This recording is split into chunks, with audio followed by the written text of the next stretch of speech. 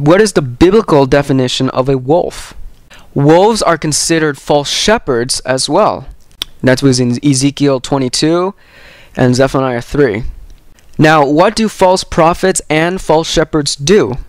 Here are some of the things they do that the scriptures describe for us.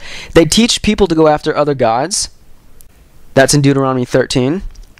False prophets and false shepherds also prophesy in the name of other gods, which is a no-no. That's Deuteronomy 18:20. They also prophesy things that never come to pass. Deuteronomy 18:22. Here's the scary one.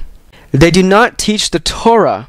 False prophets and false shepherds do not teach the Torah. They do not teach to know what is clean, what is unclean. In other words, what is kosher and what is unkosher, what is holy and what is unholy. Nor do they teach to keep Yahweh's seventh-day rest called the Sabbath. That's in Ezekiel 22:26. They also shed innocent blood. That's another characteristic of a wolf. Ezekiel 22. Here's another one. They act treacherously and do violence to the Torah. So therefore, wolves are those who teach others to go after other gods, prophesy in the name of other gods. They prophesy things that never come to pass. They do not teach the Torah.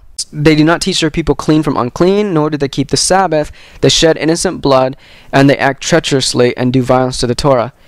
A false prophet is also someone who prophesies something, and it does come to pass, which is the scariest one. But if it comes to pass, but that prophet is teaching at the same time to go against the Torah and go after other gods, even if those things come to pass, that person is still a false prophet and is not to be listened to. In fact, he is to be taken outside the camp and stoned to death. Now that we've found definitions of what a wolf was in the Tanakh, let's look into the Messianic scriptures. Let's see what Yeshua, the disciples, and Paul had to say about wolves in the Messianic scriptures, also called the New Testament. Matthew 7:15-23. Beware of false prophets who come to you in sheep's clothing, but inwardly they are ravenous wolves.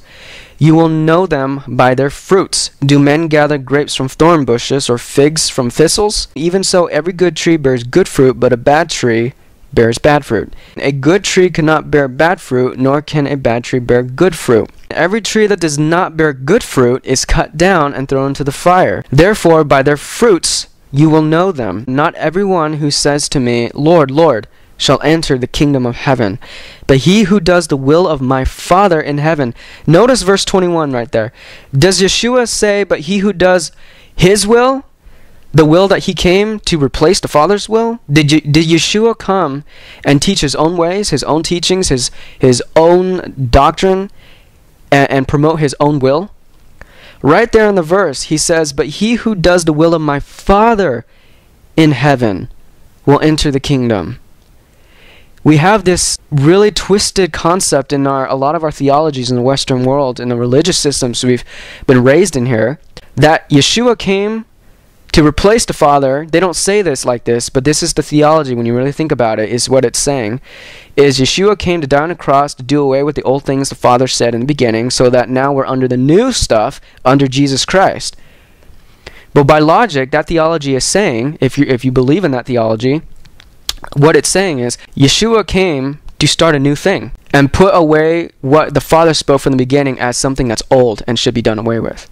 If that's true, why did he always point to the Father and glorify the Father in heaven and not himself? He even says in the Gospel of John that he cannot do anything of himself but what the Father in him does. He always points up to the Father. So he who does the will of my Father in heaven. Verse 22, Matthew chapter 7. Many will say to me in that day, Lord, Lord, have we not prophesied in your name, cast out demons in your name, and done many wonders in your name? And then I will declare to them, I never knew you. Depart from me, you who practice lawlessness. What is lawlessness? It is Torahlessness. I didn't write the book. This is just what it says. Notice how many times fruit was involved in the passage that we just read. And you might want to circle every time you come across the word fruit there. Matthew 7:15-23. What is fruit? On another little side tangent here. Fruit, according to the scriptures, you can find in Psalms 1:1-3. In verse 1, David writes in the Psalms, Blessed is the man who walks not in the counsel of the ungodly, nor stands in the path of sinners, nor sits in the seat of the scornful. But his delight is in the Torah of Yahweh, and in his Torah he meditates day and night. Verse 3 is key.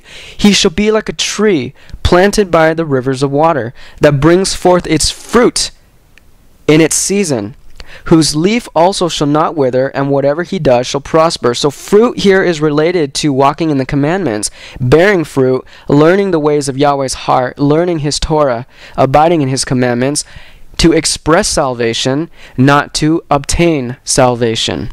Big difference. Reminds me of a cool song I really like called Tree. I think it's by Justin Rizzo. That's how you say his name. Suggest you listen to that. It's actually really cool. It's directly from this psalm. Proverbs 11:30 is another one.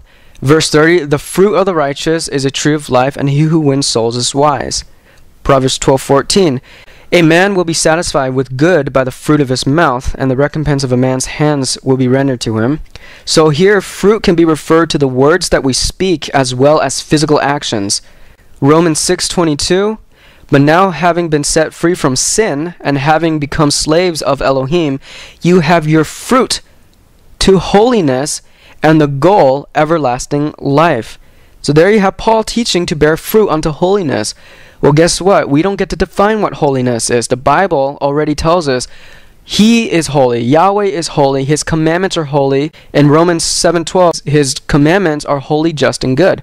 Righteous, just, and good. So fruit relates to producing holiness in our lives. And that's not a relative, ethereal concept. Again, the absolute definition of holiness is found in Yahweh's commandments. Ephesians 5:9, for the fruit of the Spirit is in all goodness, righteousness, and truth. So fruit in those two verses in Romans and Ephesians also refer to the natures of Yahweh's Spirit as well as actions. Moving on, Matthew 10:16. Behold, I send you out as sheep in the midst of wolves.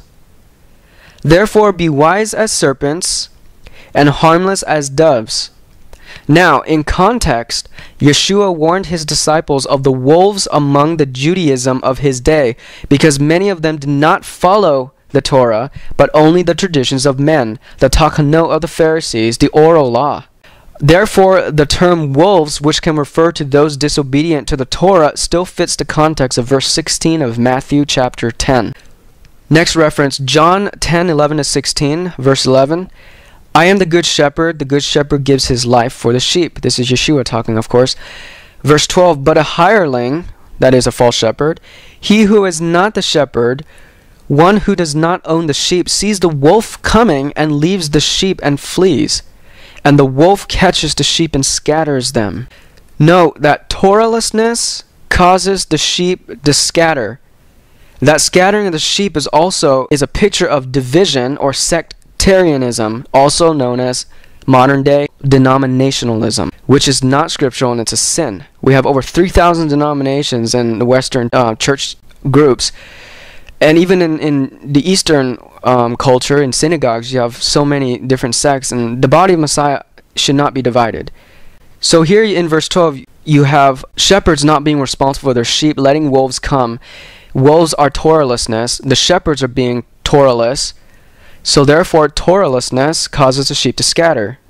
Not teaching the fear of the Lord, not teaching to abide in holiness, and to walk out our salvation after receiving it by faith through grace only. So wolves teach rebellion against the Torah, and false shepherds do not defend the sheep from rebelling against the Torah. In other words, they are part of the problem. The false shepherds are not part of the solution.